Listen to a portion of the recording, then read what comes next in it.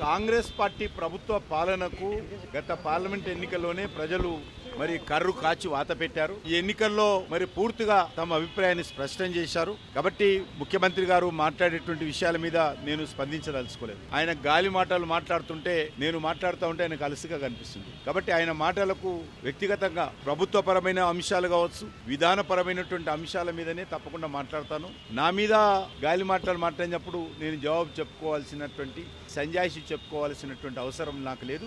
ఆ ప్రజలు తీర్పే నా గురించి ఈ ఎన్నికల ప్రచారంలో ఇష్టారాజ్యంగా ముఖ్యమంత్రి గారు మాట్లాడిన తర్వాత తెలంగాణ ప్రజలు ఎన్నికల్లో ఇచ్చినటువంటి తీర్పు ఏదైతున్నదో ఆ తీర్పే కాంగ్రెస్ పార్టీకి, పాలక పార్టీకి చెంపచెల్లు అనిపించింది. నా మీద విమర్శకు సరైన జవాబు తెలంగాణ ప్రజలే చెప్పారు. రెఫరెండం అన్న ఈ ఎన్నికలను రెండు కోల్పోయింది కాంగ్రెస్.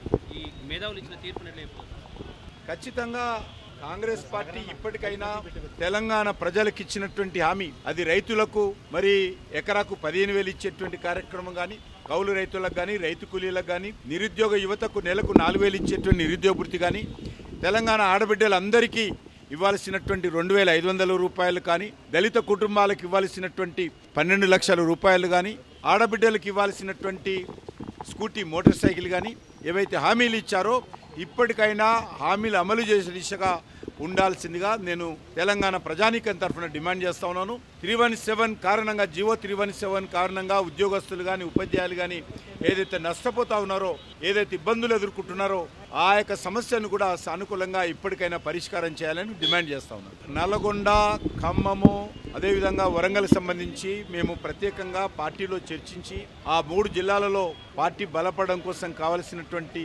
చర్యలు ఏ రకంగా ఉండాలో ప్రత్యేకంగా దానికి సంబంధించినటువంటి కార్యాచరణ రూపొందించి ఆ జిల్లాలో కూడా బలపడడం కోసము, ప్రజల మద్దతు కూడగట్టడం కోసము తప్పకుండా ప్రయత్నం చేస్తాము.